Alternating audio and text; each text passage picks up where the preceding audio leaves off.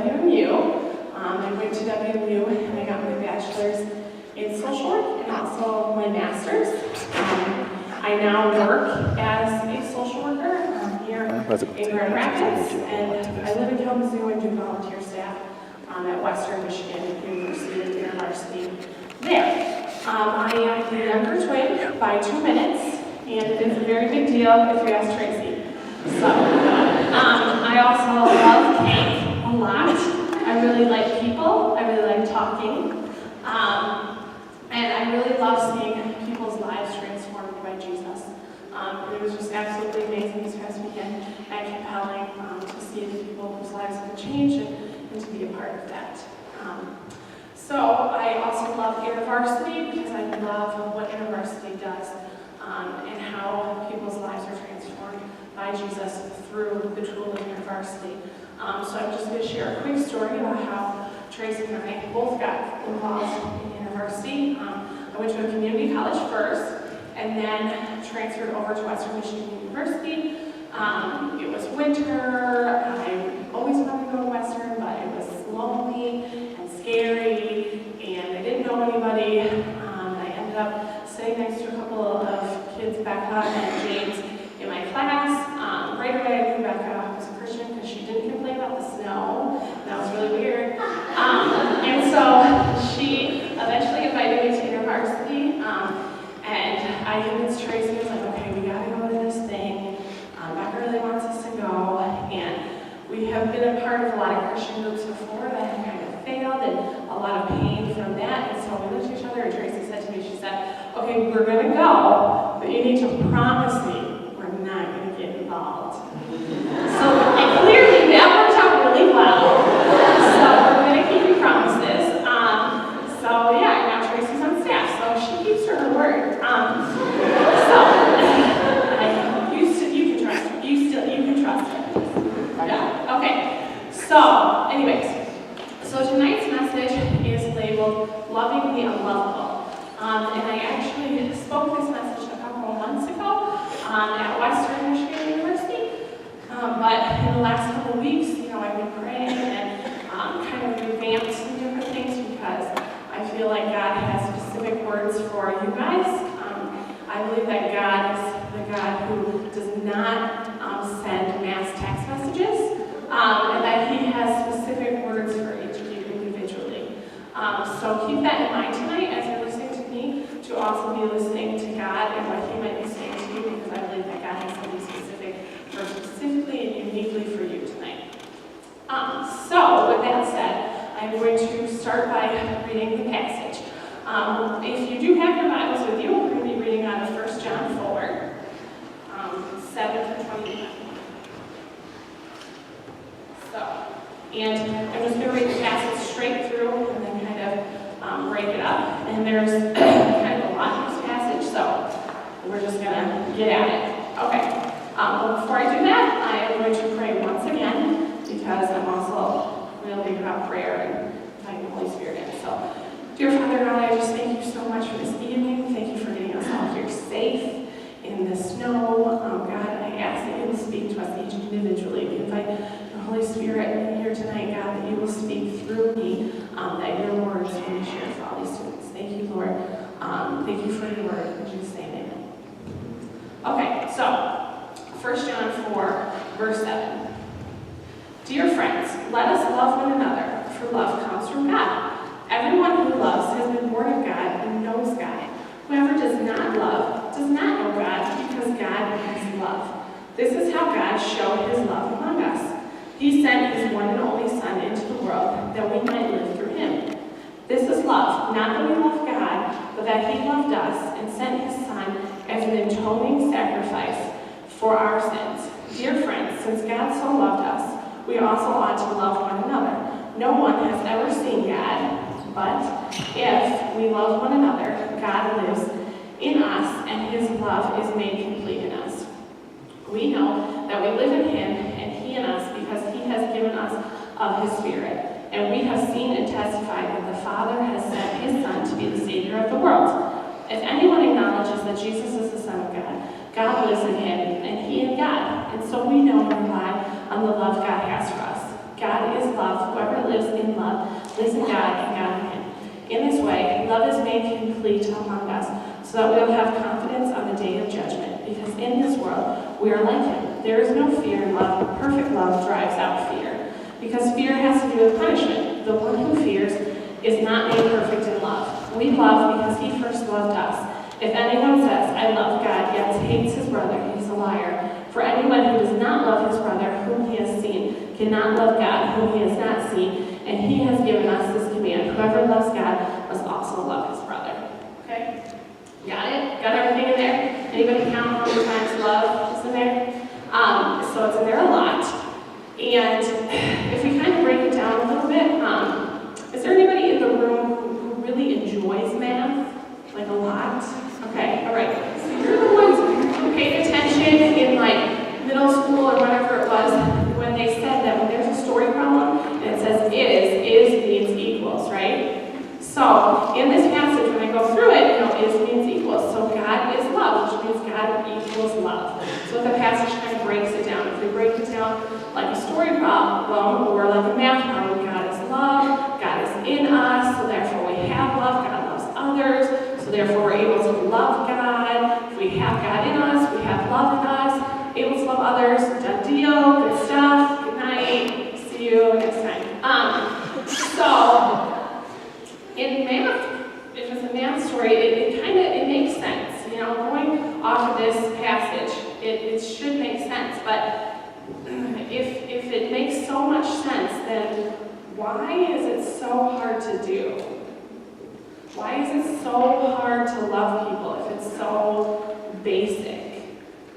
So like I said, I'm a social worker, and I work with families, and I drive all over Kent County, and I go in and meet with families and their children and work on all kinds of goals and all kinds of things. And I love being a social worker, and there are some days that I really don't. There are days that I really don't like my job, and honestly, it's because sometimes I'm working with people that I have a really hard time loving.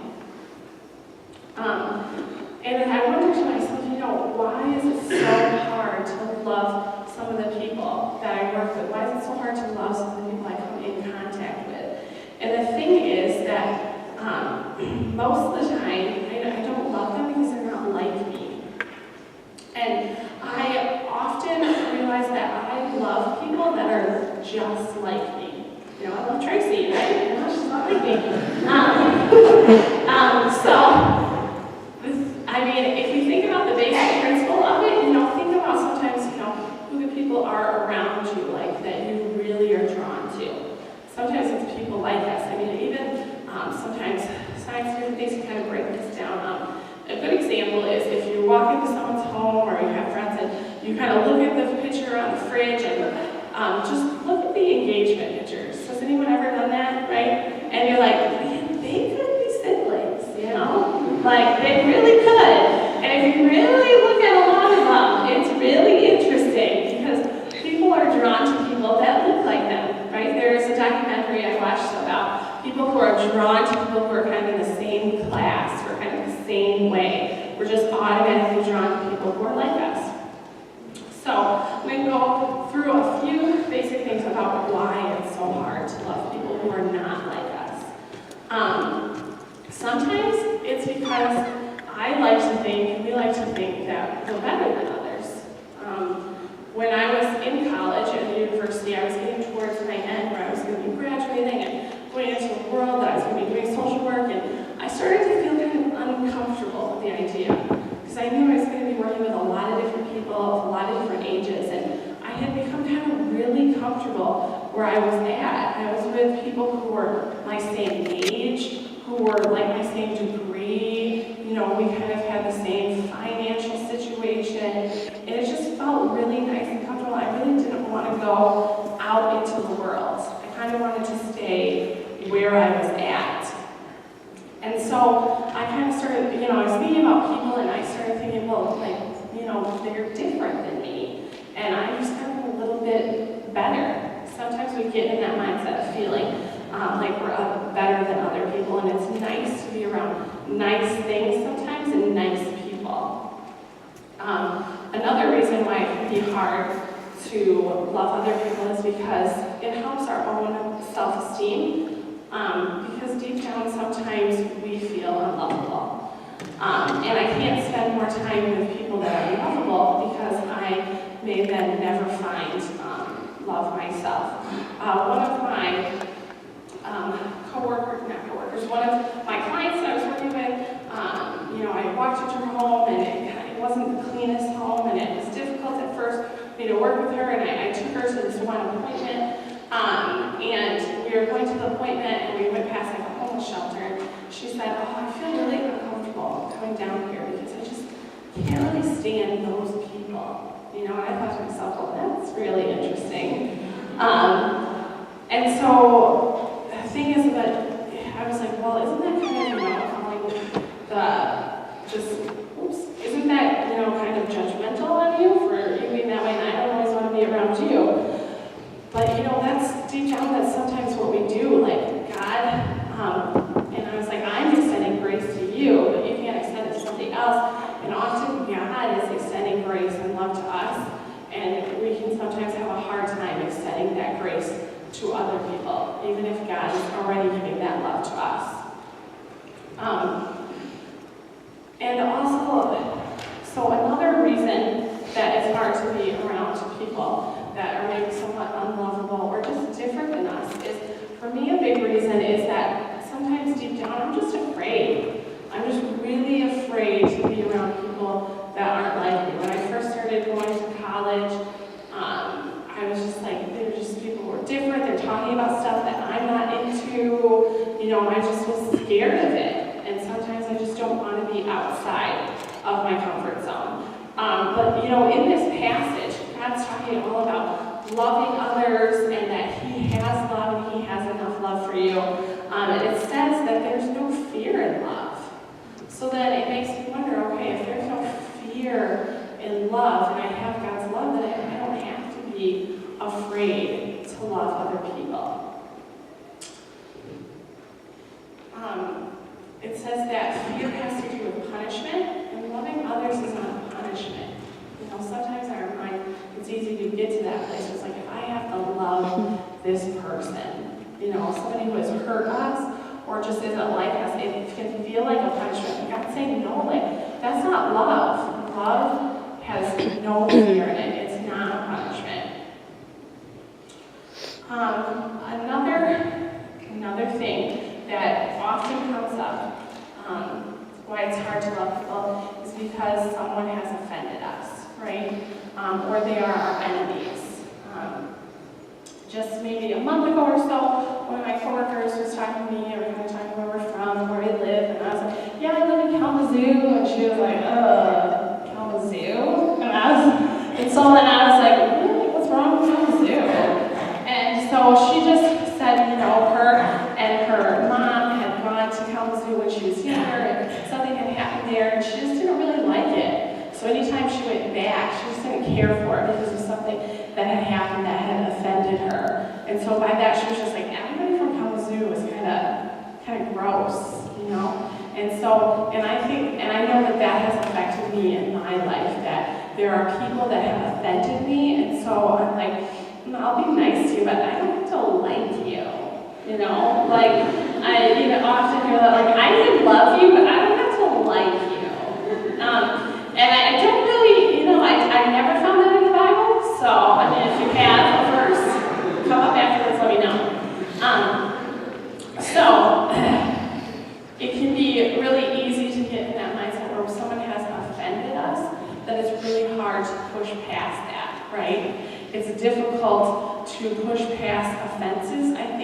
I think more than people that we just meet on the street, more than somebody who's just different than me, I think it's harder for me to love people who have offended me, who have hurt me, who have left wounds on me. And I'm saying that you have to be in a relationship with somebody who has deeply wounded you, but it's still good to check out that wound and check out why it's there.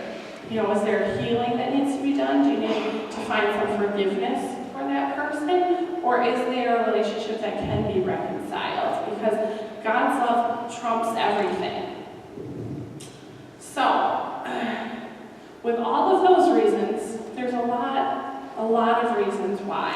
We can kind of list them all and say, okay, there's this reason why I have a hard time loving people and this reason, and okay, so they're not good reasons. But I think sometimes deep down, what it really comes down to is that sometimes we feel like we don't have enough love to give out. I know there's days that I just feel exhausted. I feel like I've given love to plenty of people. I love my friends and my family. I just don't have the love to give to other people. So I have some props here. So I'm gonna pull this over here real quick. Somebody hold the microphone. I really want to mix this too. So.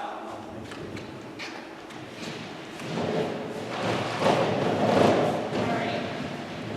So, can everybody hear me? Yeah? Okay. Okay, so sometimes I get in this place where I feel like I have a cup of love, you know, and I love my family, and I love my friends, and I love my roommates, and then I can go beyond that. I love my coworkers, and maybe extended family, and maybe some people around me. And I start to get to the bottom of my love, and I say, oh, well, I'm going to need to save some for me because there's just not enough left here to give to somebody else. If I pour it out, it's gone. You know, I don't have enough to give, right? And the thing about God's love is if we're looking at ourselves, then it's true. On a day-to-day basis, I don't have enough to give. If I try and give all the love that Stacey has, you know, if I talk to all of you, I can't. I just don't have love for y'all tonight, you know? But the thing about God is that He is love. God equals love, therefore He never runs out of it. And if you have God in your life, you should have enough love. Because when God loves us, and we are going to give our cup away, it's just that God's love just flows. And all we have to do is be the recipient of God's love so that other people can catch it, you know? Because then our cup will always be full. Because God's never going to stop having love. We're the ones who sometimes don't have it. And the reason we don't have love sometimes is because we're not connected to the love or to the author of love. Have you ever gone out in your backyard and you grabbed the hose to spray down some flowers or something, and you grab it and it starts spraying, and then it's empty? You're like, well, that was weird. And the thing about it is that you realize that the hose isn't even connected to the water. And so you thought you had some there, and so you did, and you gave it out, and then it emptied out because you weren't connected to the water. And it's like that. Often we run out of love for other people because we're not connected to God, to the source of love, to who is love. And some days, I have days, even today, I was over the roads and some of the people, and you start to have it up to here, and I start to sit back and say, okay, why is that? Have I talked to God today? Have I been connected to God today? Am I connected to the source of love? Because honestly, it's not about Stacey loving people. It's about letting God flow His love through me. And am I connected to God so that He can do that? Ephesians 3:14-21 talks all about the extent of God's love. Ephesians 3, for a second.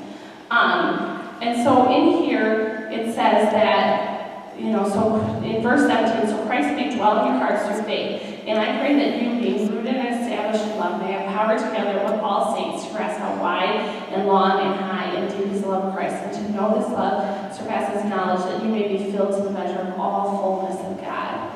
And it talks about just experiencing God's love to the fullness together with all of the saints. So if God is in us, we have plenty of love.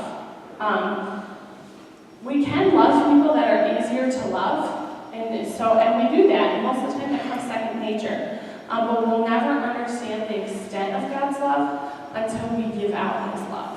Because if I just sat here with my cup and I just held onto it and I didn't give it away, then there's no room to have it refilled. And I definitely want my cup to be refilled by God. There's a lot of people who come up to me as a social worker and they say to me, wow, that's so hard. I can never do your job. And some days I feel like, oh, yeah, I know. So cool. Just getting out there to the darkness, bringing the light, but other days when I, come back down and set the pride to the side, it really makes me sad that people tell me that, because I don't think that I don't think it's a thick skin. Most people say, oh, it must take a thick skin, but I don't think that's what it is. I think it's the fact that God has enough love for me to give to other people. And if I'm connected to that love, then I think anyone can do what I do. When I was in grad school at Western, I started going to school and I went there for my bachelor's. And in one of my classes, I kind of had a little bit of a tiff with this girl, Amanda, not too much, but discussions about Christianity came up and how that plays into social work. And she was not having it, raised an atheist, and we kind of butted heads. And so then in my master's program, she was also in a master's program, and I was like, oh, this is going to be an issue. But God really called me to love her. And so I then decided that I was going to spend all of my time that I could with those who were in my master's program, hanging out with them, spending time with them. And eventually Amanda and I became really actually close friends, and I was able to find out, some of the wounds that she had about Christianity. And she eventually asked me, and she said to me, I asked her, is God and Christianity something you would like to know about? She said, yeah. She didn't know anything about the Bible or anything, and that's why she never sought it out, because she felt weird and scared going to a church, because she just wouldn't know. And so I was able to, through weeks of grad school, I was able to share the Bible and the gospel with Amanda, and she said that there was just a difference about me, because I wasn't coming in and judging her, I was just loving her. And Amanda eventually gave her life to Christ. So it's one of those things where I didn't want to spend any time with her, but God called me to do that, and when God calls you, he provides the love for where you're going. And so the passage says that whoever loves God must also love his brother. This is not God. Sometimes when I was younger, I read the passage, and then I'd not read the passage, because I just didn't like it. That's kind of a lot. And so the thing is about this passage is I think sometimes we feel like it's God yelling at us, saying if you're going to be a Christian, then you need to love your enemies. Get it together, people. But the thing is, it's not God yelling at us. God's just simply stating the fact that if you have God, you love your brother. If you actually know God, you know how to love your brother. And through loving your brother and loving people in the world, you're actually able to know God's love. It's just fact. They go hand in hand. You can't have one without the other. You can't have God's love and relationship with him without loving the people in his world. It's just together. We can't separate it, and so God is simply stating facts. I want to make a few notes on this, that it still is very important, the company that you keep, and you should be in a good community with loving Christians, so that you're able to pour into each other, so that you can go out and reach out. And also, loving someone does not mean giving them what they want, but what they need. And that's a whole other topic on boundaries. But ask your lovely staff workers about boundaries with friends and what you're giving. If you're giving them the love that they need, or they're asking other things from you. So, right now I want to just ask you, as you think about it, and you think about how God's speaking to you in this message, is who are you? You might be the person struggling to love your roommate or classmate because they just aren't like you. They're just different, they're saying different things. You might be the person who had a very difficult upbringing things were hard for you and painful, and so you're struggling to love them or to forgive them. Maybe you're the person who you have people in your life, friends, other people, a past ex or something who's really wounded you, and it's difficult for you to forgive them, let alone love them. Or you're the person, and I think maybe all of us are this person sometimes, you're the person who feels unloved, like God cannot possibly love you. And sometimes we feel like it's not that God doesn't have enough love, but that He just doesn't want to give it to us, because why would He? We're not lovable. We feel like we're the unlovable person, and so it's hard to love other people when we feel unlovable. But the truth is that God has enough love, and so we need to connect to the source of God's love. Right now we're going to go into a time of reflection, so I'm going to have you come back up and play some music. So at this point in time, I would ask that you all would just kind of bow your heads and close your eyes so that we can reflect a little bit on what God is specifically speaking to you. Like I said, God has a specific message for you tonight, because we all have different walks of life. We're all coming in here from different places this week, when God has different things to say.